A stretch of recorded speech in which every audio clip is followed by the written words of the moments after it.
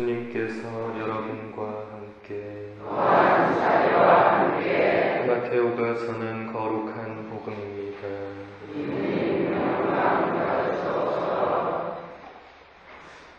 예수 그리스도께서는 이렇게 탄생하셨다. 그분의 어머니 마리아가 요셉과 약혼하였는데 그들이 같이 살기 전에 마리아가 성령으로 말미암아 잉태한 사실이 드러났다. 마리아의 남편 요셉은 의로운 사람이었고 또 마리아의 일을 세상에 드러내고 싶지 않았으므로 남모르게 마리아와 파혼하기로 작정하였다. 요셉이 그렇게 하기로 생각을 굳혔을 때 꿈에 주님의 천사가 나타나 말하였다. 다윗의 자손 요셉아, 두려워하지 말고 마리아를 아내로 맞아들여라. 그 몸에 잉태된 아기는 성령으로 말미암은 것이다. 마리아가 아들을 낳으리니 그 이름을 예수라고 하여라. 그분께서 당신 백성을 죄에서 구원하실 것이다. 주님께서 예언자를 통하여 하신 말씀이 이루어지려고 이 모든 일이 일어났다. 곧 보아라, 동정녀가 잉태하여 아들을 낳으리니 그 이름을 임마누엘이라고 하리라 하신 말씀이다. 임마누엘은 번역하면 하느님께서 우리와 함께 계시다는 뜻이다. 잠에서 깨어난 요셉은 주님의 천사가 명령한 대로 아내를 맞아들였다. 주님의 말씀입니다.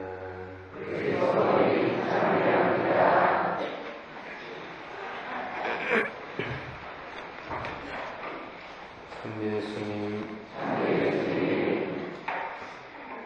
대림시기의 마지막 주일입니다. 성탄을 눈앞에 두고 우리는 예수님이 탄생하기 전에 어떤 일이 있었는지를 들었습니다. 나자렛의 시골 처녀였던 마리아와 다윗 가문의 요셉이 약혼을 했습니다. 그런데 마리아가 성령으로 말미암아 잉태한 사실이 드러나게 됩니다. 요셉은 마리아가 자신이 아닌 다른 남자의 아기를 가진 것으로 생각하고 파혼을 결심합니다. 이때 요셉의 꿈에 천사가 나타나서 그 아기는 성령으로 잉태되었으며 백성들을 죄에서 구원할 메시아라는 사실을 알려줍니다. 꿈에서 깨어난 요셉은 마리아와 파혼하지 않고 아내로 맞아들입니다. 이 짧은 이야기는 그저 자연스럽게 일어난 일처럼 보이지만 사실은 그렇지 않습니다. 만일 요셉이 아기를 가진 마리아를 고발했다면 어떻게 되었을까요? 마리아는 간음죄로 잡혀가서 사람들에게 돌에 맞아 죽었을 것입니다. 그렇게 되면 아기 예수님도 같이 죽게 됩니다. 또 만일 요셉이 마리아와 파혼을 했다면 어떻게 되었을까요? 마리아는 미혼모가 되고 예수님은 사생아로 태어났을 것이며 아버지 없이 자라야만 했을 것입니다. 그리고 무엇보다도 예수님이 다윗 가문의 혈통에서 태어나지 못했기 때문에 구약에 기록된 메시아에 대한 예언이 예수님과 맞지 않게 됩니다. 또 만일 요셉이 꿈에서 깨어났을 때 이런 말도 안 되는 꿈이 다 있나라고 하면서 대수롭지 않게 생각했다면 어떻게 되었을까요?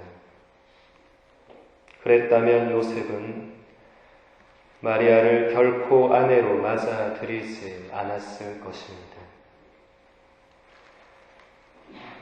우리가 그냥 복음 말씀을 들을 때는 자연스럽고 당연해 보이던 일들이 만약의 경우를 생각해 보니 그렇지가 않다는 것을 알 수 있습니다.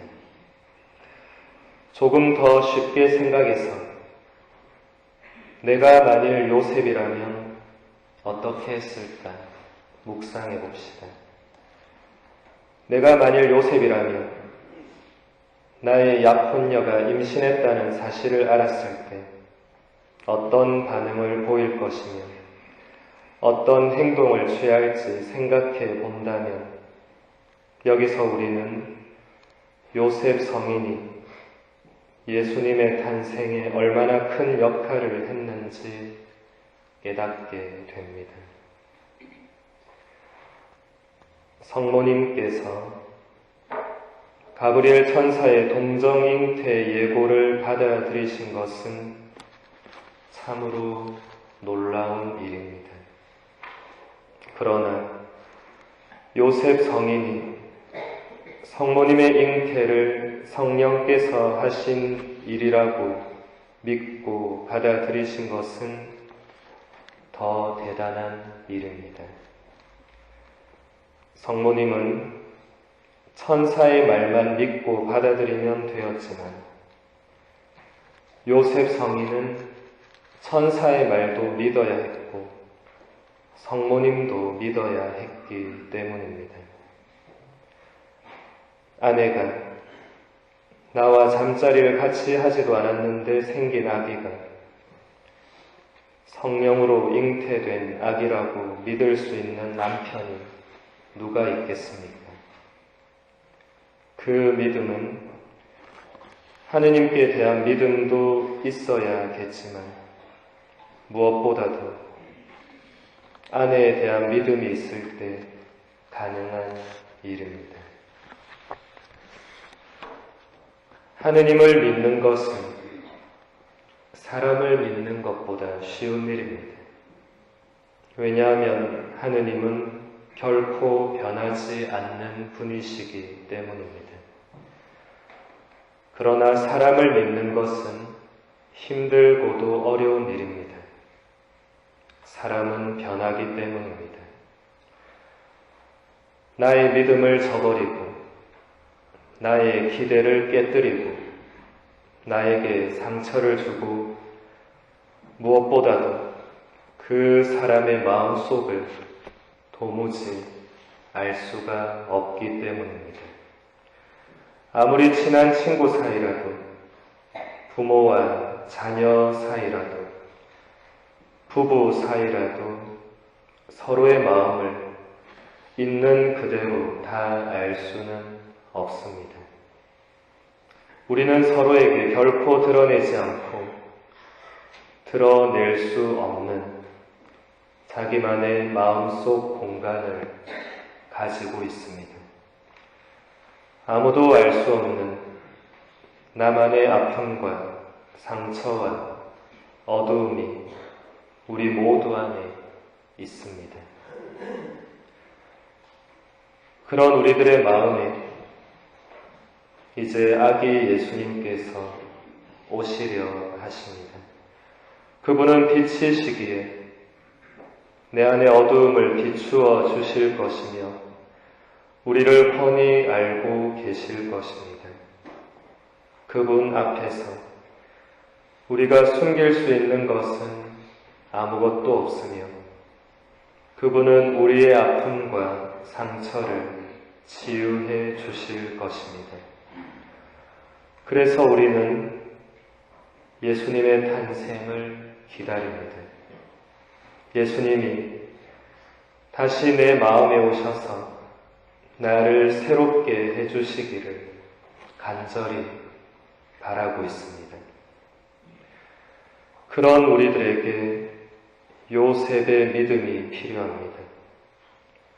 예수님이 오셔서 나를 변화시켜 주시고 나를 치유해 주시고 나를 새롭게 해주실 것이라는 확고한 믿음이 필요합니다. 그런 믿음이 없다면 예수님의 탄생은 나와 아무런 상관없는 일이 되어 버립니다.